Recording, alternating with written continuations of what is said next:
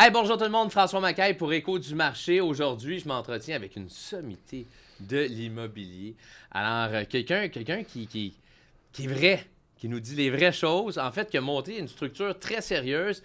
Mesdames et messieurs, accueillons Nicolai Ré. Nicolai, bienvenue. Salut François, Ça va bien? Oui, toi? Merci d'avoir fait le trajet. Écoute, t'arrives de Magog. Ouais. My God. My Non, God. j'en reviens pas. Ouais. Magog. Magog. Je te dois combien en gaz, là? Surtout que t'as un V6, un V8. Un V8. Un V8. Ouais, c'est ça. C'est ça. Fait qu'écoute, non, mais merci d'être venu. Puis, tu sais, t'es déjà venu pour nous. T'avais fait sensation à Macaille Academy il y a vrai. quelques années de ça. C'était le fun, ça. C'était le fun. On avait Ouais. fait une académie qui était une web-série. On avait plein de gens qui étaient venus des sommités de l'immobilier, dont toi. Puis les gens avaient trouvé, c'était comme, wow! Quelqu'un qui parle avec tellement en fait, très rationnel, c'est très systématisé. Il y a tout. Puis c'est sûr qu'on on va parler de plein de choses aujourd'hui, là, mais une des choses, c'est ça, c'est vraiment ton approche. Fait que c'est pour ça que j'ai mis mon chandail. J'aime ça. Keeping it real estate, OK? Parce que là, justement, à l'époque que là, on a parlé récemment, il y a plein de choses qui se passent en immobilier. Même, tu sais, notre association, on a été contraints, là, depuis quelques temps à cause que la COVID, il y a plein de choses, les prix ont monté, il y a eu des offres multiples, il y a eu des gens qui sont fait flouer, des gens qui ont profité d'autres personnes. Il y a eu plein de choses. Fait qu'à un moment donné, faut revenir aux vraies affaires, puis c'est pas mettre tout le monde dans le même panier. Il y a plein d'affaires qui arrivent. Puis là, ben... On vit des années de montagne russe depuis 2020. Ouais, c'est ça. Vraiment, Parle-nous-en. Comment tu trouves ça? Qu'est-ce qui se passe avec... Moi, je trouve ça super excitant. C'est sûr que je suis quelqu'un qui a été élevé à être persévérant.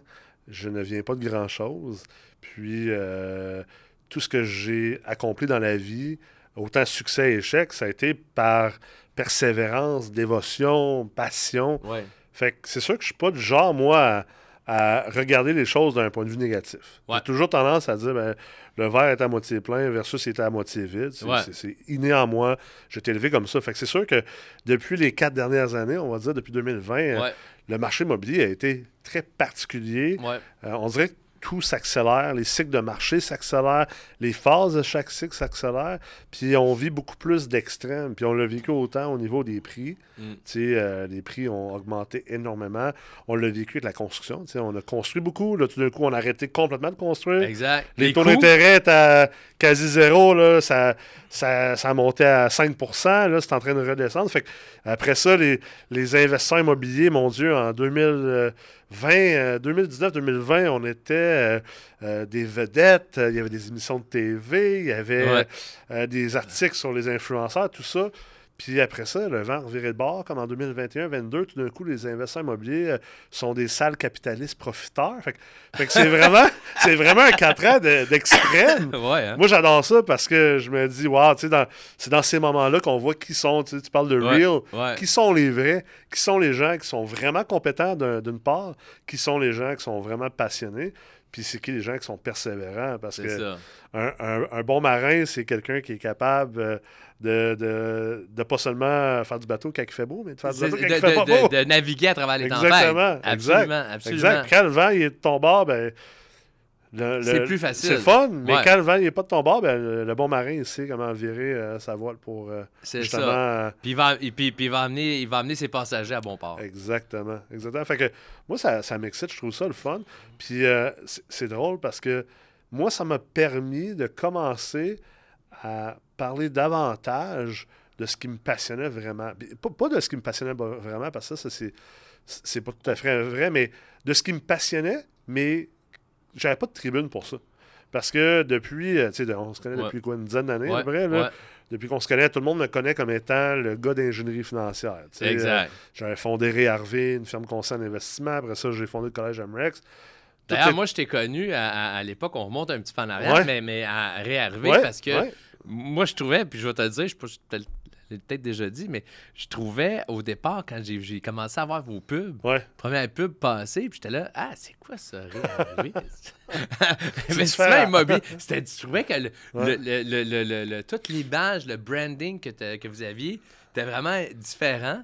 Puis je vous ai suivi pendant, je sais pas si c'est 1 an ou 2, puis après ça, oups, t'arrives, puis tu fondes MREX. Exact. Ouais, on était très novateurs avec Hervé. Tu sais, on a fondé ça en 2013. Ça, c'était à Québec. C'était à Québec, ben, toute l'Est du Québec essentiellement, Québec, Trois-Rivières, Mauricie, Bois-Franc, tout ça. On était en train d'ouvrir à Montréal quand moi j'ai vendu, puis j'ai décidé de quitter Hervé, puis j'ai fondé MREX suite à ça. OK. Fait que tu sais, j'ai comme toujours été associé à l'ingénierie financière, les chiffres, le gars qui est très analytique, qui Ouais. est capable de dire le marché s'en va où et tout ça. Mais à la base, tu sais, je suis un gars qui a grandi à Los Angeles, en Californie. Mes parents travaillaient là-bas, c'était des artistes. Ma mère, c'est une hippie. Mon père, c'est un philosophe musicien de jazz. Wow. Très impliqué dans la communauté, socialement. Tu sais, ma mère, je veux dire, elle serait plus heureuse à vivre dans une commune que tu sais, de vivre la vie traditionnelle. Fait que c'est quand même des choses qui m'ont Il n'y aidé. avait pas un background d'entrepreneur, Non, il n'y a pas de background d'entrepreneur. d'homme d'affaires. Non, vraiment pas. C'était vraiment plus côté artiste, côté So you activiste. speak English? I speak English perfectly. I'm anglophone. OK, there Ouais, you go. ouais. Fait que j'ai appris à parler Mais français. tu parles... Alors, j'ai 10 ans que j'ai appris à Ah, ok, parler c'est français. ça. On est revenu de LA. Puis ma mère, elle me parlait déjà en français parce qu'elle est québécoise. Fait que j'avais Ok. l'oreille. Fait que OK. ça a pris 3 mois, je parlais français parfaitement. Mais ça fait en sorte que j'ai grandi comme là-dedans. Puis j'ai toujours été élevé à être. Tu sais, mon père était moitié indien de l'Inde. Fait que j'ai été élevé dans le bouddhisme, dans la méditation, OK. dans tout ce qui est philosophie, science de l'Asie, essentiellement, Ok. puis de l'Orient. Fait que, tu sais, la conscience d'esprit, l'importance de penser aux autres, le karma, d'avoir de l'impact aussi, puis de comprendre que la vie, c'est de l'énergie, puis ce que tu donnes dans la vie, puis ce que tu fais, ben c'est comme ça, en fait, que tu t'énergies. C'est des cultures qui ne sont pas basées beaucoup sur le côté égocentrique, pécunier, mercantile, ce qui est plus, on va dire, plus nord-américain, là, tu sais, dans Ouais, le ouais. capitalisme. Puis, tu sais, je veux dire, je suis pas ici pour faire ma Mère Teresa puis dire je suis à la gauche complètement puis que je suis un moine puis tout ça. J'apprécie le côté capitaliste, je crois en le système capitaliste, mais moi, j'ai toujours pratiqué un capitalisme conscient, comme c'est souvent appelé. Puis, j'en parlais beaucoup de ces choses-là, même plus jeune. La première vidéo de moi sur Internet, c'est une vidéo de, je pense, j'avais 25-26 ans, j'en ai 40 aujourd'hui. Puis je donnais une conférence sur le leadership, puis l'importance de toute personne d'exercer du leadership, peu importe ton titre, puis que tu es capable à travers ça, justement, d'avoir un impact qui est plus grand que juste toi. Que ce soit sur 1 ou 2 personnes que tu rencontres dans une journée, que ce soit à travers ton entreprise, tes employés, que ce soit d'un impact plus social, plus grandiose, peu importe. Mais tout le monde a la capacité d'avoir un leadership, d'être conscient, puis d'avoir un impact positif. Puis je pense que la richesse d'une vie passe par là. Puis en immobilier, c'est drôle parce qu'en immobilier, puis en affaires, je parlais de ça, ça ne pognait pas, personne ne voulait en entendre parler. Fait qu'à un moment donné, j'ai arrêté d'en parler. Puis j'ai parlé de ce que les gens voulaient entendre. Ingénierie financière, bâtir des millions, bâtir des empires immobiliers. Puis là, ce qui s'est passé dans les 4 dernières années m'ont permis maintenant de revenir parler de ce qui m'importait depuis un très jeune âge. Parce que là, tout d'un coup, les gens ont commencé à dire, t'as peu, là, l'immobilier, c'est pas juste du cash. Là, puis ça peut pas être juste du cash. Fait que je trouve ça le fun. C'est un retour en Ouais, arrière. vraiment. Un retour. T'étais précurseur ou t'étais pas... Tu parlais de choses qui avaient moins d'intérêt à ce moment-là. Ici, ouais, Ici, du moins, ouais. C'est ça. Sur le West Coast, tu sais, où j'ai grandi, c'est plus normal. Là, tu sais. C'est ça. L'investisseur d'impact, c'est à la côte ouest, c'est connu depuis longtemps. Au Québec, j'ai encore un investisseur d'impact, puis le monde sont comme, c'est quoi, tu vas me plaquer, genre? Ben, dis-nous les noms, c'est quoi? Ben, un investisseur d'impact, c'est quelqu'un qui ne mesure pas les rendements juste financiers. Fait que c'est quelqu'un qui est capable de mesurer aussi des rendements puis de comprendre que des rendements peuvent être plus intangibles. Donc, généralement, un investisseur d'impact va mesurer les rendements financiers, les rendements environnementaux, mais aussi les rendements sociaux. C'est quoi que je suis capable de générer comme rendement à travers mes investissements qui va aider l'environnement puis qui va aider les autres personnes autour de nous d'un point de vue social, la communauté, la société at large. L'économie. Exactement. Fait que c'est comme... C'est un type d'investissement, pas pour dire que les autres types d'investissements vont profiter, mais c'est un type d'investissement qui est prêt à dire « OK, peut-être que, je vais donner un exemple d'immobilier, peut-être que je peux bâtir cet immeuble-là, puis peut-être que je peux mettre 10% des logements dans cet immeuble-là abordables au lieu de faire 100% non abordables. Peut-être qu'au lieu de faire, je sais pas moi, 15% de taux de rendement interne sur le projet, je vais en faire 12. Ouais. Ben, je vais être heureux avec le 12, sachant que j'ai pu permettre à, disons que c'est un projet de 1000 portes, ben, sans famille, d'avoir accès à des logements à coût plus modique, puis que j'ai quand même fait un rendement financier qui est acceptable pour mon portefeuille, puis par rapport à mes objectifs. Fait que déjà, c'est une manière. Là, on pourrait en parler pendant des heures et des heures sur l'investissement d'impact, mais essentiellement, c'est une manière d'un peu dire, hey, souvent on dit, je vais devenir philanthrope une fois que je vais être riche. Ou je vais donner une fois que je vais être riche. Mais il y a d'autres écoles de pensée qui disent, puis moi j'ai grandi là-dedans, si tu n'es pas capable de donner, que ce soit de l'argent, du temps, de ton cœur, le jour que tu n'as pas d'argent, ben, le jour que tu vas en avoir, tu donneras fort probablement pas plus. Exact. Ou tu vas donner de manière un peu superficielle. Tu sais, putain, j'ai fait mon don. Fait que pourquoi pas avoir un aspect philanthropique du jour 1, puis les vrais investisseurs d'impact, puis quand tu commences à creuser ça, puis tu peux rentrer dans l'ésotérique, là, puis ça dépend de ta propre philosophie à toi, mais moi, je considère qu'un investisseur d'impact, ça génère plus de rendement, même financier, qu'un investisseur normal. Puis surtout plus dans le domaine du développement immobilier, comme moi je fais, parce qu'au final, si tu le fais vraiment bien, c'est pas une game ou une mascarade ou une façade, mais tu le fais parce que c'est vrai. Exact. Puis c'est vraiment profond dans toutes les décisions que tu prends, dans la manière que tu agis.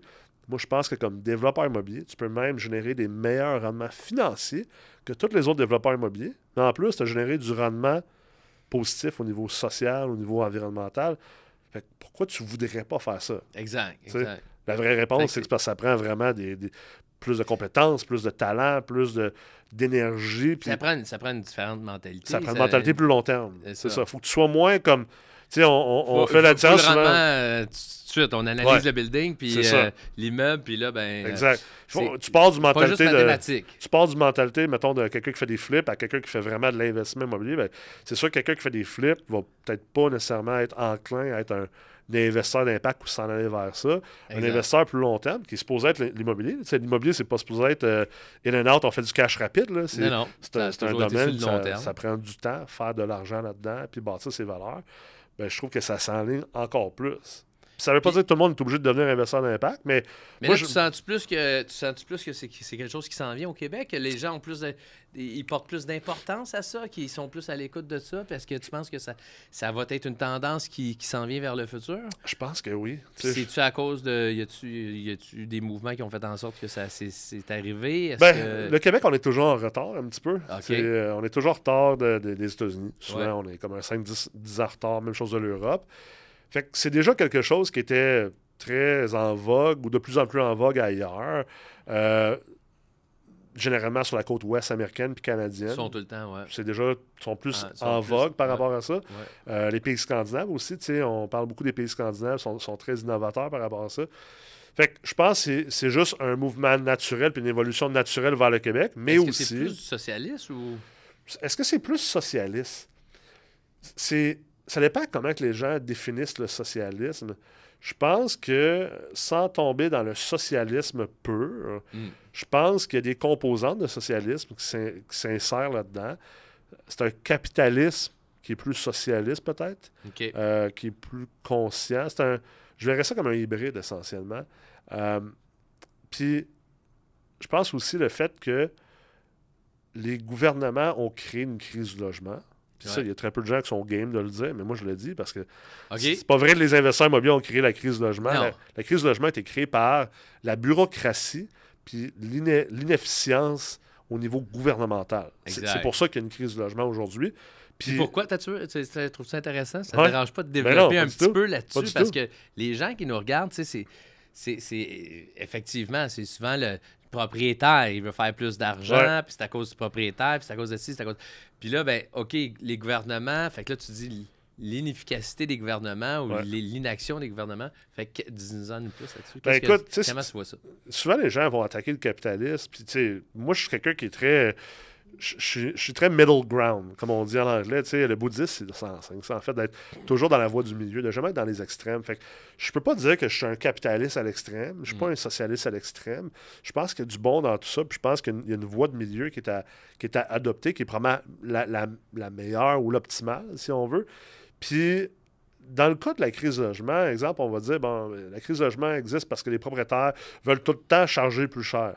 OK, parfait, fine. Peut-être que c'est vrai, peut-être que c'est pas vrai. Moi, je pense pas que c'est vrai.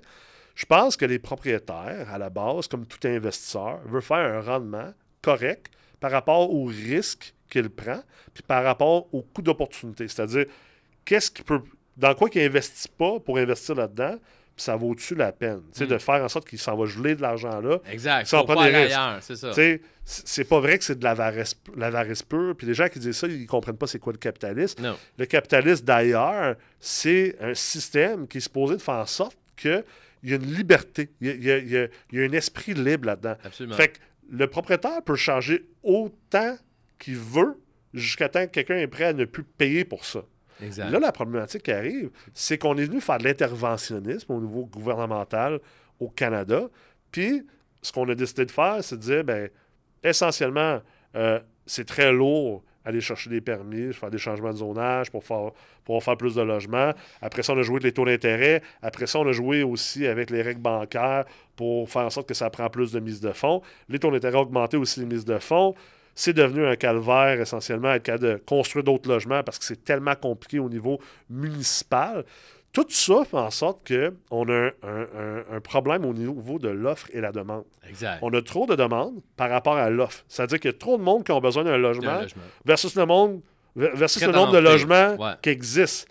Fait qu'il y a deux manières de régler ça. Ouais. La première manière, c'est d'éliminer du monde. On peut pas faire ça. On peut pas faire ça, là. À moins que tu étais dans un film, t'es un peu coucou, là, tu sais. Ouais, on les voit. Fait qu'on veut pas éliminer du monde, même au contraire. On a besoin de plus de monde. Au Canada, on fait de moins en moins d'enfants, donc on a besoin de plus de monde, donc on a besoin de rentrer de l'immigration. C'est ça. Fait que du moment qu'on dit, ben, on n'est pas prêt à réduire notre population, puis on n'est pas prêt non plus à ralentir nécessairement l'immigration parce qu'on a un problème, justement, on veut pas devenir comme le Japon où il y a une décroissance de population, ben, ça veut dire, c'est quoi l'autre solution? C'est au niveau de l'offre. Mais ça veut dire, au niveau de l'offre, il y a juste une manière de la regarder. Ça prend plus de logements. On a bien beau rentrer dans toutes les petites théories, puis les jeux d'ego, puis d'idéologie, puis de se battre entre la droite puis la gauche, puis tout ça, puis de commencer à dire « Ah, mais là, ça prend plus de logements sociaux, puis subventionner ci, puis subventionner ça, puis faire ci, faire ça. » Oui, tout ça, c'est super cute, puis je dis pas non à ça, au contraire, ou le plus possible. Mais ça, c'est comme des petits building blocks, puis la vraie fondation part de combien de logements qu'on construit par année, puis est-ce que c'est plus que ce qu'on a de besoin. Du moment que ça ne l'est pas au pas égal, on va avoir une crise de logement. On va toujours avoir une crise de logement. Puis l'investisseur immobilier, lui, là, il veut juste investir. Il veut faire des logements. Fait arrête de l'empêcher de le faire. Puis si tu veux que ton abordabilité de logement soit atteinte, le jour qu'il y a plus de logements que de gens qui cherchent un logement, là, l'investisseur aussi, là, il aime pas mal mieux louer un peu moins cher que d'avoir zéro. Ben oui. C'est comme ça que le capitalisme vient équilibrer les choses quand le capitalisme n'est pas muté par un interventionnisme gouvernemental. Je comprends. Fait que là, en faisant le déséquilibre, puis là, c'est une très bonne explication. Donc là, présentement, on a créé un déséquilibre entre ce qui est offert et la demande. Puis on continue de la créer en ce moment. C'est ça. Puis ça fait en sorte que les propriétaires peuvent augmenter les prix. Puis tant qu'il y a un acheteur, tant qu'il y a un locataire qui est prêt à le payer, ben, on va aller vers ces prix-là. C'est pour ça que les loyers sont rendus terriblement chers. Mais mettons pour régler ça, OK? Parce que là, on est dans cette situation-là, on la vit. Si les décisions qui ont été prises avant, c'est trop tard, il faut regarder vers le futur. Donc, qu'est-ce qu'on fait à partir de maintenant pour essayer d'enrayer ça puis faire en sorte qu'il y ait plus... il y a eu APH Select, qui est un programme qui me semble être conçu pour ça, pour favoriser la construction. Parce que dans le fond, comme tout contracteur, il n'y a pas personne qui veut construire pour perdre de l'argent. Exact. Il n'y a personne qui va construire. C'est pas d'être capitaliste, de dire, ben là, il faut que je rentre dans mon argent. C'est juste normal. Ouais. Fait que t'es pas un capitaliste méchant. Tu veux juste, tu vas faire, si tu te donnes le trouble puis tu fais ça, c'est pour faire des sous. Exact. C'est normal. Puis tu sais, moi, je regarde les Américains. Je fais du coaching aux États-Unis. Ouais. Puis tu sais, une chose qui m'a quand même toujours fasciné d'eux autres. Puis un des groupes en particulier, parce que dans le groupe, il y a des Canadiens et des Américains. Mais un des groupes d'Américains qui sont là, qui sont majoritairement républicains, qui sont majoritairement des tu sais, qui sont très axés aussi sur la religion. Ouais. Eux autres sont comme, ben, écoute, faut faire de l'argent, Ouais. mais il faut en redonner. Ouais. Fait qu'ils sont comme, oui, gars, faut que tu améliores ta business, mais il faut que tu redonnes en même Exact. temps. Mais tu travailles fort sur ta business pour faire le plus d'argent possible, pour aller chercher la meilleure rentabilité, pour faire ci, pour faire ça. Mais après ça, t'en redonnes. Ouais. Fait que j'ai toujours trouvé ça, tu sais, je dis... En anglais, regarde, ils font la différence entre le capitalisme et le crony capitalism. Là, puis le vrai capitalisme, c'est supposé être un système économique, justement, Exact. qui s'occupe. Tu sais, oui, je pense que moi, je suis plus un peu vers le social capitalism, essentiellement. Ouais. Tu sais, au Canada, je pense que c'est bien, comme dans les pays nordiques, d'avoir Ça- un filet social. ouais, tu sais, un filet social. centre-droit, Exact, peut-être, c'est ça. ou, D'avoir un filet social, mais aussi de comme pas trop mettre de bâton dans les roues des entrepreneurs, puis des développeurs, puis des investisseurs, parce que au final, c'est les gens les plus mobiles, puis ceux qui ont le plus de capital. Fait que si tu les tannes trop, ben ils vont s'en aller. ailleurs. Ça, c'est, tu sais, on se rappelle tous de l'histoire sur Facebook, là, tu sais, les 10 gars qui prennent une bière, là, ben finalement, si le premier ou le deuxième des plus riches s'en va, ben il n'y a plus personne qui va être capable de payer pour la bière de personne. Tu sais. Ouais. C'est comme ça que notre système fonctionne. Puis on en a les preuves dans certains pays qui ont voulu comme aller trop loin de la gauche. Ben, le problème, c'est ton argent vient de où finalement si t'as personne qui crée rien. Tu sais. Ça vient de nulle part. Fait que tu sais, je pense que à ce niveau-là, il faut juste comme faire vraiment attention. Il faut être capable de débloquer. Là, il faut arrêter là, les espèces d'histoires de blâmer les investisseurs, les guerres de gauche puis de droite. Il faut arrêter ça. Il faut juste là, dire... commencer par dire, premièrement, aux municipalités, là, sortez-vous le doigt du nez, là, OK? Au niveau politique, au niveau des élus, puis au niveau de la bureaucratie, c'est-à-dire la fonction publique, là, les gens de la ville, sortez-vous le doigt du nez, donnez-vous du horsepower, faites de quoi? Parce que, tu sais, en ce moment, là, exemple, moi, je suis développeur immobilier à Sherbrooke. J'ai au-dessus d'une quarantaine de propriétés. On monte à une soixantaine. Moi, demain matin, là, tu me débloques tout le zonage. Là, je pourrais sûrement construire 2500 à 3000 logements, peut-être même 5000 logements. Wow. Ça, c'est moi, une personne. Je connais au moins 10 autres développeurs qui sont sûrement à faire la même chose. On vient de te le régler, ta crise de logement. Il y a à peu près 10 développeurs qui peuvent te régler ta crise de logement. Mais... actuellement, tu bloques le projet là. Mais en ce moment, tu sais, juste une dérogation mineure. Pas de changement de zonage. C'est 6 mois avant qu'un agent ouvre ton dossier. Pas tu l'as eu, là. Il ouvre ton dossier. Puis là, il va trouver des points, puis des virgules qu'il n'aime pas. Fait que là, il va falloir que tu fasses du back and forth avec ton architecte. Fait que là, tu vas perdre un autre 2-3 mois. Fait que là mettons tu as un autre 2 mois, tu es rendu à 8 mois. Là, ça passe. Ça, c'est une dérogation mineure. Okay? On veut construire massivement. Tu dois passer par un changement de zonage ou ce qu'on appelle un PPC-moi. Un PPC-moi, c'est 6 à 12 mois avant que quelqu'un ouvre ton dossier. Puis après ça, rajoute un autre année pour passer à travers le processus. Puis ça, c'est si tout va bien. Là. Ça, c'est si tout va bien. Puis je suis pas en train de dire qu'on devrait tout densifier, qu'on devrait changer le zonage partout. Mais des endroits spécifiques, c'est-à-dire centre-ville, puis après ça, des pôles importants, tu sais, ce qu'on appelle des mini-centres-villes ailleurs, débloque le zonage là-dessus, là, débloque le red tape, met un accélérateur là-dessus, là, puis ça, c'est d'une part, on va déjà faire un gros travail. Tu as parlé de l'APH Select. C'est un bon début. Je pense qu'il devrait y avoir d'autres produits de financement, que ce soit avec la CHL ou la Société d'habitation du Québec, ou même avec les banques de plus en plus. Avoir une finance immobilière un peu plus intelligente au Canada. Parce que notre finance immobilière, elle est très arriérée ici. Je vais donner un exemple. Quand j'ai fondé RRV, puis après ça, quand j'ai fondé le Collège MREX, le principe de base de ce que j'enseignais au Québec, l'ingénierie financière, c'était essentiellement un constat de ma part. Le constat était, wow, la finance immobilière là, est dommage arriérée. Moi, je fais de la finance de fusion-acquisition corporative. Quand tu achètes une compagnie, en fusion-acquisition, la banque qui te finance l'achat de la compagnie, disons qu'ils te financent 75% ou 50%, ils veulent c'est une condition de financement que le vendeur te finance une partie de la transaction, une balance de prix de vente. En immobilier, on fait tout pour te bloquer Incroyable. la balance de prix de vente. Mais ça fait aucun sens parce que un immeuble, les revenus futurs d'un immeuble sont beaucoup plus prévisibles et stables qu'une entreprise manufacturière, une entreprise opérante. Fait que ça fait aucun sens. Fait que là, tu te ramasses qu'en immobilier, tu as la SCHL, donc tu as un monopole d'un point de vue des financements assurés. Tu n'as aucun compétiteur à la SCHL. Après ça, tu tombes au niveau bancaire conventionnel. Les produits sont horribles. Les banques prennent... Ils n'offrent pas des conditions intéressantes, très, très rares, surtout en ce moment. Fait que tu dis, OK, je me finance comment? Finalement, tu es obligé de te financer avec la SCHL, heureusement, qui est là. Mais après ça, tu as un autre problème. Quand tu commences à être un grand emprunteur avec la SCHL, ça commence à être vraiment moins le fun. Fait que c'est comme toutes des choses pour décourager essentiellement ce qu'on devrait encourager encore plus, sachant en plus qu'une bonne partie de l'économie canadienne est basée sur la construction. Exact. Fait qu'il y a comme une divergence ou une discorde entre la main droite et la main gauche au Canada puis au Québec. Là, c'est très particulier. Exact. Puis en plus, on a décidé de prendre une tangente médiatique qu'on allait bâcher les investisseurs immobiliers. Tu sais, les investisseurs ont fait des articles absolument... des articles clickbait sur les investisseurs immobiliers, alors qu'on devrait plutôt encourager les gens, puis forcer, oui, il y a des investisseurs qui sont des bad actors, on se comprend, comme dans tout. Comme dans tout, exact. Mais tu sais, moi, j'ai toujours vu l'investisseur immobilier comme un agriculteur. C'est quelqu'un qui n'a pas nécessairement beaucoup de cash flow, qui vit pas nécessairement la big life. Là.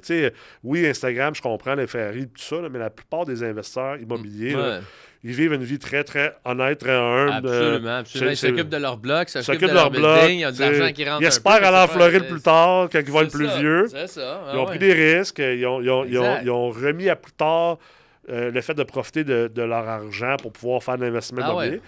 Puis ils s'en occupent, la part des investisseurs s'en occupent comme des agriculteurs. Tu sais, l'agriculteur, là, il n'y a personne au Québec qui parle généralement en mal des agriculteurs parce qu'on sait que grâce à eux, il y a un besoin primaire qui est répondu. Il faut que quelqu'un la fasse, la job. Puis c'est pas nécessairement la job la plus fun. Exact. Le propriétaire de bloc, il faut que quelqu'un le fasse. Il faut qu'il y ait quelqu'un qui dit « Moi, cet argent-là, je ne vais pas en profiter aujourd'hui. Je vais l'investir dans le bloc pour peut-être en avoir espérément plus tard. Puis en plus, je vais m'occuper de ce bloc-là, puis surtout des locataires entre-temps. » C'est ça.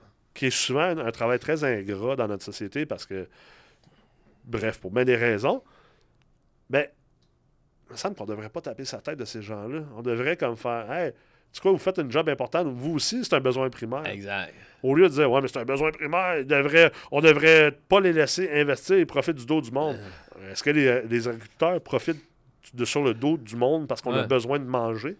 C'est qui va le payer sinon? Le gouvernement va le payer. Ouais, mais avec quel argent? Elle vient de où, cet argent-là? Exact. Elle vient pas des fées, puis de la magie, puis... des armes. Le premier ministre, il va lire le secret, puis d'un coup, l'argent va sortir du ciel. Elle vient des impôts, elle vient des taxes. C'est ceux qui font de l'argent qui payent de l'argent. C'est ça, exact. Il faut qu'il y ait de l'économie, il y a de l'industrie derrière ça. Là.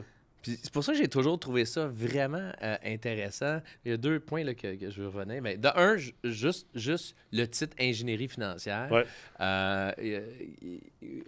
ingénierie immobilière que tu as sorti, mais juste ça, je trouvais que c'était vraiment intéressant parce que avant que tu arrives avec le collège MREX, c'est pas des mots que j'entendais. Ça fait 27 ans, là, ça va faire 27 ans le mois prochain. Dans le 18 août que je suis courtier. Fait que, puis tu sais, c'est pas des mots que j'ai entendu plein de choses, mais j'entendais pas ces mots-là. J'entendais pas bien que des gens réfléchir sur le fait d'enseigner comment faire l'acquisition d'un immeuble, puis de parler de... Fait que, de un, chapeau pour ça. Ça fait de combien de temps, le Collège MREX? 2016. 2016. Ouais, 8e année cette année. Félicitations. Écoute... vraiment chapeau parce que je trouve que c'est vraiment... Moi, j'étais allé dans une des premières formations en 2017 peut-être. Dans le temps, on avait une formation pour les courtiers d'ailleurs.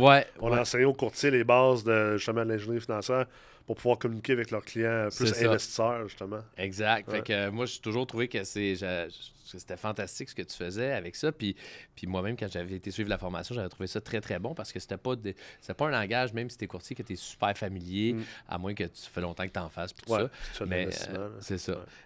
Donc, félicitations pour ça. Puis, deuxièmement, écoute, t'as raison. puis je revenais avec Amrex, mais tu as raison. Je parlais avec un banquier récemment, tu sais, qui nous disait que, mettons, pour un prêt d'une résidence, on ne peut pas dépasser 1 million. Alors, pour une résidence principale. Fait que, mais tu sais, il dit ça, c'est la CHL ne veut pas aller plus que ça. Ouais. Alors, dans un prêt assuré, dans le fond, Ouais. un prêt conventionnel, mais un prêt assuré, tu ne peux pas aller plus qu'1 million. Fait que le prêt assuré pour une résidence, ben, tu sais, il dit à Toronto, la CHL, c'est canadien. Ouais, c'est ça. Tu sais, à Toronto, t'as rien en bas Un de... jumelé à Toronto, c'est quoi? C'est 1,5 million? C'est ça, t'as rien en bas d'un point. T'as rien en bas d'un... Fait qu'il dit, essentiellement, cette loi-là, elle a été créée, je crois, si je me trompe pas, qu'il me dit genre en 86, 87. Ah ouais. OK. Fait que, tu sais, c'est comme... Mais si tu remontes aujourd'hui, ben ça serait peut-être 4 millions qui seraient... tu sais, mais à ce moment-là, on fait ça, puis ils l'ont jamais changé. Fait que je pense que, tu sais, on parle du gouvernement, de l'implication. Je pense qu'il y a bien des choses qui doivent être, beaucoup de choses qui doivent être revues, justement, puis comme tu dis, pour favoriser, en fait, qu'il y ait un retour à un certain équilibre là-dedans, puis donner des outils aux gens au lieu de les décourager, donner des outils pour qu'ils puissent permettre de faire ça. Puis ça en prend des gens qui se mettent au bat. Puis qui c'est vont, clair. Puis aussi, l'autre chose, c'est qu'il faut faire attention. On a pris une tangente, je pense, avec la société de vouloir plaire à tout le monde. Hein? Ouais. Tu sais, on a passé à travers le wokisme. Je pense que là, tranquillement, ça s'estompe. Là. Puis de vouloir plaire à tout le monde. Mais tu peux pas plaire à tout le monde. Non. Puis à un moment donné, ça prend des leaders pour prendre des décisions. Tu sais, on prend l'exemple. là, Il y a des projets qui sont bloqués. Là, des projets de 30, 40, 50, 60 millions là, qui sont bloqués par 4-5 citoyens. OK? Ouais. Je suis d'accord, dans une démocratie, là, tu sais, comme, on peut pas faire en sorte que demain matin, n'importe qui construit n'importe où, n'importe comment, Non. puis que that's it. Mais à un moment donné, là, Et on a peut-être donné trop de pouvoir à des gens qu'on n'aurait pas dû donner autant de pouvoir. Exact. Tu sais, sachant que souvent, c'est la minorité qui est très vocale, la Ouais. majorité est très silencieuse. Tu sais, moi, je suis développeur immobilier à Sherbrooke. Mon entreprise s'appelle Fierbrook. On est vraiment des développeurs. On a notre propre fonds privé. Puis moi, je suis sur le terrain. Tu sais, je développe des projets. Je fais du porte-à-porte, je rencontre les voisins, je jase avec eux.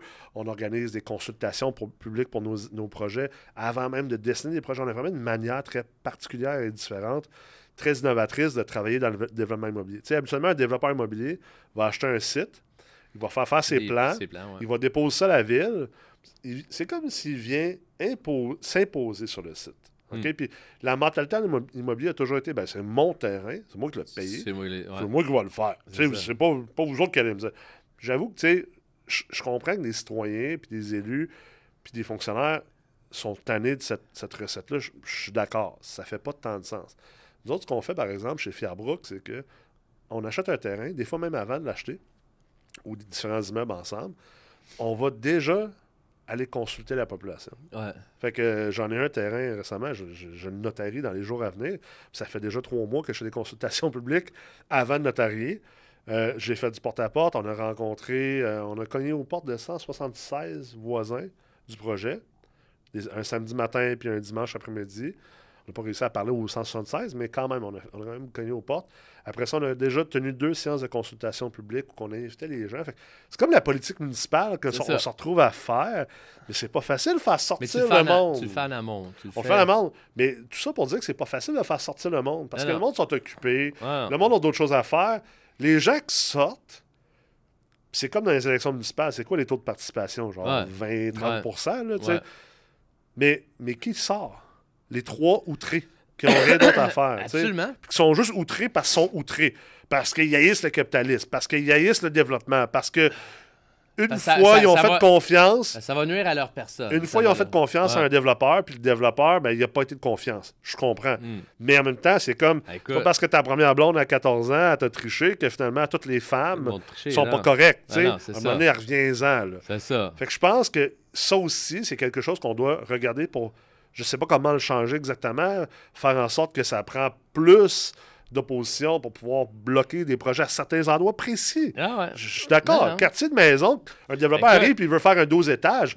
Voyons, ça n'a pas rapport. Mais mettons que tu es au centre-ville là, ou dans un centre-ville d'une banlieue, il faut, à quelque part, on a 2 choix. On construit à l'horizontale ou on construit au vertical. Exact. L'horizontale, nos villes sont déjà trop étalées. Exact. Dans l'exemple de Sherbrooke, c'est tellement étalé, ça n'a pas de sens. Regarde, on va prendre le RMR de Montréal. Tu sais, je veux dire, à partir de Mascouche, puis te rendre à Saint-Jean-sur-Richelieu, là. C'est gros. OK, là, je pense qu'on peut arrêter, là, à un moment donné. Là, tu sais, je pense que on va aller en hauteur. Fait qu'il faut aller en hauteur. Fait qu'à un moment donné, pour faire ça, ben, il faut être capable aussi de changer nos vieux règlements de zonage. Tu parlais tantôt de la règle de la SHL pour le 1 million.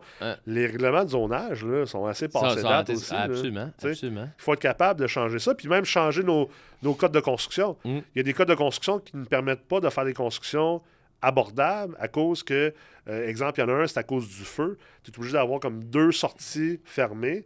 Fait que c'est pour ça que au Canada, on ne voit pas souvent ça, des immeubles de plus que 3, 4, 5, 6 étages avec, avec des genres d'escaliers extérieurs exact. à cause du feu. Mais pourtant, ça se fait ailleurs. T'sais. C'est ça. Ah non, je suis 100% d'accord avec toi. Puis juste pour toucher un point, ça me fait tellement... Écoute, ce que tu viens de dire, j'ai un exemple. Là. Moi, j'ai travaillé sur un projet, ça arrive sud, avec un contracteur. Puis un monsieur qui voulait vendre son terrain. Il avait un grand terrain. Puis on pouvait faire, la loi permettait 24 maisons de ville dessus. OK, fait que c'était permis, c'était pas... Il n'y a pas de trouble, mais il y avait mais on savait qu'il y avait de l'opposition. Puis quand on a présenté le projet, il y a eu une opposition. Puis j'ai trouvé ça... tellement le scénario. Fait que là, moi, le contracteur, il me dit, François, tu peux-tu aller comme me présenter le projet aux citoyens? Puis fait que là, on a ça, un PowerPoint, puis là, on a un conseil de ville, puis on est dans un gymnase d'une école, ça arrive sud. Fait que là, on présente ça, puis les conseillers sont là. Puis là, moi, j'ai l'adjointe de l'architecte qui est là aussi, puis j'ai le propriétaire qui vient. Parce que le propriétaire, lui, il veut vendre son terrain. Puis à un moment donné, puis là, ceux qui sont présentés pour chialer, c'était... En fait, ceux qui sont présentés, c'était pas pour approuver, là, c'était pour justement... Tu sais, puis exactement, c'était... Je pensais que j'étais dans un film. C'est le monsieur, le contracteur veut faire de l'argent. Ben non, il veut en perdre. Fait que là, le contracteur veut juste faire de l'argent, va nuire à notre paix. Puis l'autre a dit, ben là, t'imagines-tu dans notre quartier avoir 24 maisons de plus? Fait que là, tu sais, c'était comme... Puis là, le propriétaire, il est venu prendre le micro à un moment donné. Puis il a dit à ses voisins, il dit, écoutez, moi, je vous respecte beaucoup, mais moi, j'ai payé un certain prix déjà assez élevé pour ce terrain-là, pour cette propriété-là, puis j'ai bien vécu. Mais là, aujourd'hui, je veux leur vendre. Puis aujourd'hui, ben j'ai pas personne qui a les moyens d'acheter ça, mon terrain, parce qu'il est gros dans le secteur. Puis il y a un contracteur qui est prêt à l'acheter. Puis les contracteurs, ils veulent faire des projets. Puis ça va embellir, là. Ça va être très, très beau, là. Le projet, ça va être très joli. Puis c'est pas des... c'est des bonnes qualités de gens qui vont venir s'installer. Fait qu'il dit, pouvez-vous me laisser me permettre de vendre ma maison? Fait que j'ai trouvé ça. J'en revenais pas. Comment que le pouvoir... Puis tu sais, tantôt, on parlait de donner de pouvoir à certains citoyens, qu'à un moment donné, faut faire la part des choses. On veut pas s'imposer. Mais tu sais, je regarde à la Chine où j'habite. Il y a un projet là, qui a toujours pas vu le jour, en fait, qui est un ancien restaurant sur le bord de l'eau, Topaz et Centre Nautique, 2 endroits abandonnés, qui actuellement, c'est comme quasiment une risée, là, il n'y a rien qui s'est passé là. Puis le projet, bien au fait, il y avait un beau projet, la mairesse, tout le monde était d'accord avec le projet, tout le monde était heureux du projet. Opposition citoyenne. Opposition citoyenne de quelqu'un qui reste vraiment loin. Parce que la personne, puis écoute, quand j'en revenais pas, quand j'ai su que la personne à l'origine du projet vivait, je te dirais, écoute, mettons, là, 2 kilomètres en arrière, puis qu'elle disait, ben oui, mais cette personne-là était au top d'un immeuble de 6 étages, puis elle voulait pas qu'un 4 étages se construise pour peut-être bloquer sa vue sur l'eau, sur le lac. Mais, premièrement, eux sont déjà plus hauts, puis là, ils veulent qu'un immeuble plus bas ne se construise pas pour pas bloquer sa vue, puis cette personne-là, 1 an, 2 ans plus tard, elle avait vendu puis elle a déménagé. Fait que tu sais, c'est comme... Là, il y a quelqu'un qui capoté parce a fait tout ça. Puis le contracteur, il y avait 4,5 millions de terrains d'acheter, plus ses frais, plus ses... Tu sais, il était rendu au-dessus de 5 millions, puis il est bloqué là parce que quelqu'un qui est plus là maintenant a décidé que toi, ta vie, ça allait pas... Ton projet allait pas se faire. J'étais comme, c'est fou comment qu'on donne... du pouvoir, justement. Fait que je suis content que tu en parles parce qu'il doit y avoir un ajustement. Ah, c'est clair. Je suis bien d'accord que... Je dis pas que ça doit devenir un buffet puis un bar ouvert. C'est pas un bar, non, c'est ça. Mais Mais je il faut pense que ça soit logique. Il faut que ça soit logique, puis il faut mieux encadrer, je pense, puis de faire en sorte que, tu prends cet exemple-là, l'opposition citoyenne, généralement, va venir de ta... Mettons, dans le cas d'un changement de zonage d'un PPC moi, Ouais. n'importe qui a déjà regardé des cartes de zonage d'une ville. Une ville, c'est découpé en plein de zones. C'est généralement une ou deux rues ou trois rues. C'est ça, C'est une zone, puis ça vient délimiter ce que tu peux faire dans cette zone-là au niveau de nombre d'étages, nombre de logements par lot, commercial, résidentiel. Puis c'est d'ailleurs très critiqué aujourd'hui en urbanisme, l'urbanisme par zonage. Ça fait très les années 70, tu sais, que tu as une zone, puis c'est des centres d'achat. C'est une zone de maison. Aujourd'hui, d'ailleurs, le nouvel urbanisme dit qu'on devrait davantage avoir de la mixité puis sortir de cette école de pensée-là du zonage. Tout ça pour dire, ton immeuble est dans une zone, la ville peut vouloir ton projet, puis là, la ville, il faut faire attention à ces deux choses. Tu as la ville qui est la ville, c'est-à-dire les fonctionnaires. Le monde dans l'urbanisme, tu sais, les gens qui sont salariés de la ville. Ouais. Puis tu as la ville qui sont les élus. Fait que tu as la fonction publique, puis tu as les élus. Fait que ça se peut que la ville, des deux bords, veulent ton projet. Ton projet fait du sens. Il répond à plein de besoins. Puis à la fin, la dernière étape, il y a généralement, mettons, 1, 2, 3 semaines pour ce qu'on appelle un registre de signature.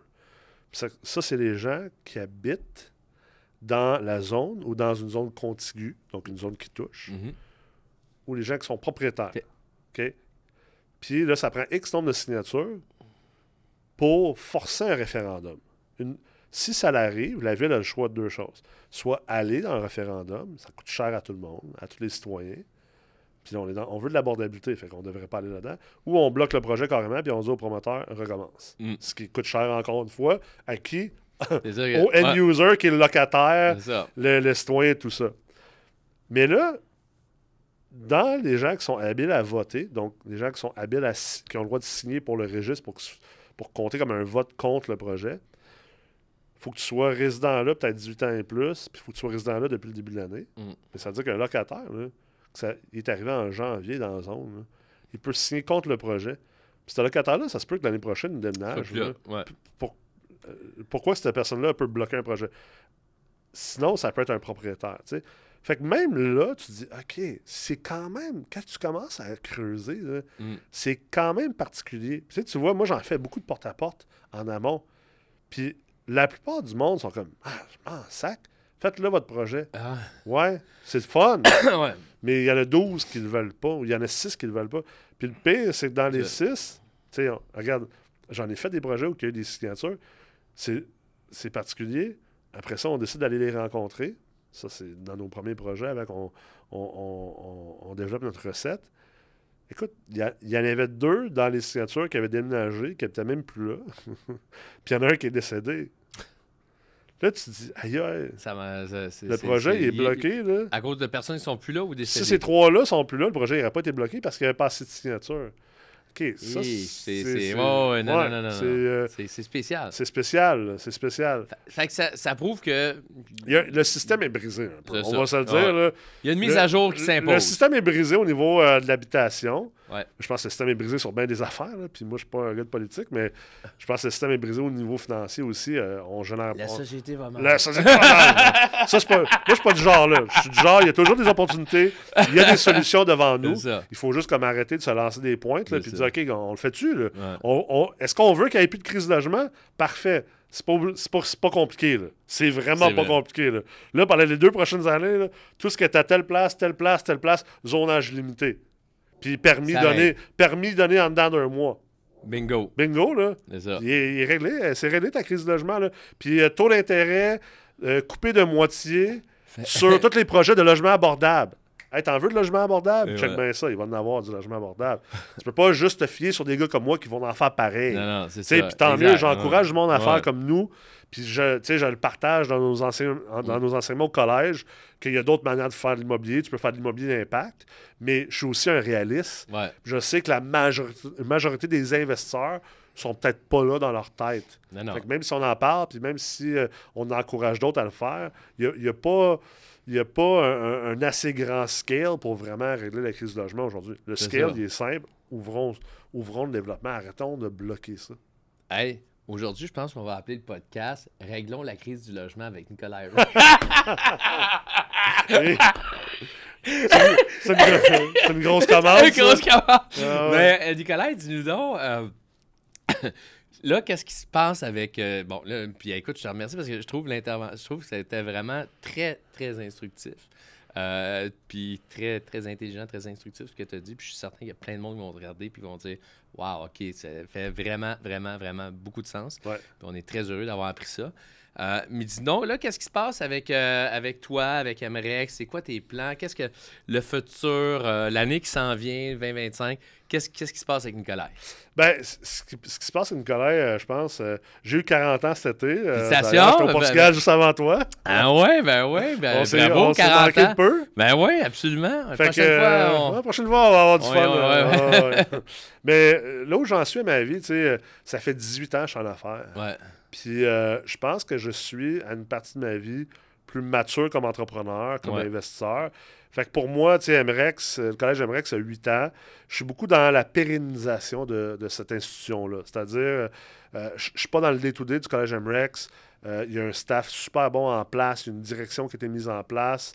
Donc, mon focus, c'est de faire en sorte comment que le collège MREX va exister dans 20 ans, puis dans 30 ans, puis dans 50 ans, puis il va rester très proche de la vision initiale qui était de démocratiser l'accès à l'investissement immobilier. Ce que ça veut dire, c'est des gros mots, puis ça a l'air bien sophistiqué, mais au final, là, moi, le petit cul... Rendre l'investissement immobilier accessible. Ouais, moi, le petit cul qui avait pas de mononcle, qui avait des blocs, puis qui avait pas de parents qui avaient de l'argent, puis que personne autour de moi, là, je peux-tu avoir accès, moi aussi, à ce véhicule d'investissement-là qui est vraiment important. Puis qui va t'enrichir. Qui va te permettre de faire des belles choses dans la vie, de contribuer à la société positivement, d'améliorer le sort de ta famille, d'améliorer le sort de d'autres familles. Donc, de démocratiser ça. Ça ne veut pas dire que tout le monde devrait en faire, puis ça ne veut pas dire que c'est facile, mais au moins, si tu as le goût d'en faire, puis tu aimerais avoir accès à ça, il ne faut pas que ça soit de chasse gardée pour les riches puis les élites. Moi, c'était ça le collège MREX. Fait que je veux pérenniser le collège. Je pense que le collège peut continuer à croître à travers le Québec, en dehors du Québec également. Puis, vraiment de faire en sorte que le collège, de plus en plus, soit une institution qui appartient à sa communauté, qui appartient aux gens qui passent par là. Puis ensuite, c'est sûr que je mets beaucoup d'énergie puis de cœur dans Firebrook comme développeur immobilier d'impact. Mon objectif est c'est un objectif qui est quand même similaire au final. C'est que je veux démontrer que l'investissement immobilier, ça peut être plus que juste des chiffres. Je veux avoir un impact réel sur les communautés dans lesquelles on investit. Puis je veux avoir un impact aussi sur les investisseurs, mes partenaires qui investissent avec nous aussi. Fait encore une fois, c'est juste de continuer à réaliser qui je suis, qui j'ai toujours été. C'est-à-dire quelqu'un qui aime beaucoup partager, quelqu'un qui aime ça être en gang, quelqu'un qui... Je veux pas être en haut d'une montagne. Je veux vivre... Non, mais tu sais, il y en a qui sont comme moi, je veux être on top. Je veux être le top du top, puis je veux être sur le top. Je veux être la montagne. Je veux être milliardaire, puis tout ça, je suis comme, c'est bien cool, là. Puis peut-être à 22 ans, quand j'avais pas une scène, je voulais ça. Mais tu sais, rapidement, je me suis rendu compte... C'est pas juste ça. C'est pas ça que moi, je recherche. Je te juge pas si c'est ça que tu veux. Si ton objectif, c'est d'être milliardaire, regarde, whatever rocks your boat, là, tu sais, comme, go for it. Moi, c'est pas ça mon objectif. Moi, mon objectif, je l'ai dit récemment, j'étais avec quelqu'un, puis il me disait, il m'a fait un test, il dit, si demain matin, tu as le choix entre gagner 100 millions cash après impôt, on s'entend, là, c'est... 100 millions cash après impôt. Là, on n'est même plus dans du FU money, là. Là, on est dans du 12 générations plus tard. 100 millions après impôt. Ou, de l'autre côté, ta valeur nette n'augmente plus jamais, elle fait juste suivre l'inflation. Fait que, tu sais, jamais que je vais être plus riche réellement, en temps réel, que je le suis aujourd'hui. Puis ton salaire n'augmente jamais plus que l'inflation. Pour le reste de ta vie, peu importe ce que tu accomplis, mais tu as accès à des fonds illimités pour tous les projets de logement abordable, social, communautaire que tu veux faire. Qu'est-ce que tu choisis entre les deux? Je cligne même pas des yeux, là. Je prends l'option 2, là. Je prends à droite. Pourquoi? Parce que moi, j'ai trouvé que dans ma vie, tu sais, je suis passé par le chemin, tu sais, la pyramide de Maslow, là, tu sais, tu commences par la première étape, ta propre sécurité, pouvoir te nourrir, te loger, tout ça. OK, regarde, quand j'avais pas une scène, je voulais avoir de l'argent, puis je voulais pas être pauvre. Okay? Une fois que tu l'as atteint, tu fais comme, OK, je manquerai probablement plus jamais d'argent parce que j'en manque pas à cause de ma créativité, de mon énergie, de mon dévouement. Fait que ça s'en ira jamais. C'est ça. Fait que j'en manquerai jamais. Fait que ça, c'est réglé. OK, maintenant, ben, j'ai envie de vivre une vie riche dans laquelle je vais me sentir bien. Je vais me sentir que ma vie, elle valait la peine d'être vécue, puis que je suis heureux, puis j'ai des défis. Fait que pour moi, c'est comme, c'est ça que je veux vivre. Je veux pas être milliardaire. Mais pas du tout, parce que de toute façon, je vais faire quoi? Je vais mourir avec des milliards ou 100 millions, tu sais. Qu'est-ce que ça va me donner de plus? Mais tu veux faire des projets. Mais je veux faire des projets que je vois dans ma tête. Je veux réaliser cette vision-là. Réalisation. Tu sais, j'ai des choses que je vois dans ma tête. Je pense que c'est ça, un entrepreneur, souvent on dit visionnaire. C'est que nous, on voit quelque chose dans notre tête qui n'est pas encore réalisé. Puis c'est comme, faut que ça se réalise. Pourquoi ça se réalise pas? Il faut le réaliser, tu sais. Exact. Fait que c'est là que j'en suis avec autant MREX qu'avec Fierbrook. Puis peut-être, qui sait, après, il y aura d'autres choses. Mais pour l'instant, c'est là que j'ai envie de mettre mon énergie et mon cœur. Ben écoute, Nicolas, c'est vraiment fantastique. Je trouve que j'adore ta vision des choses. J'ai toujours admiré la personne que tu es puis ce que tu as amené au monde de l'immobilier du Québec qui est vraiment du concret, du réel. Puis là, je vois qu'en plus de ça, ben pas juste que tu l'enseignes avec Fierbrook. Je le fais. Tu le fais. Fait que c'est ça. Fait que c'est comme le gars, il en parle, il le montre aux autres, puis il le fait maintenant. Ouais. Fait qu'il n'y a pas plus real que ça. Alors, félicitations pour toutes tes belles réalisations. Puis je te souhaite beaucoup, beaucoup, beaucoup de succès dans le futur, dans tes 2 projets, puis peut-être d'autres projets. Puis j'espère bien te retrouver au Portugal. Anytime! Merci beaucoup d'avoir été avec nous. Merci François, merci, vraiment, c'était un j'apprécie. bonheur. Puis encore une fois, puis je vais te souhaiter un bon retour à la maison. Merci, j'apprécie. Merci tout le monde d'avoir été avec nous. Je vous souhaite un excellent week-end et on se revoit la semaine prochaine. Merci.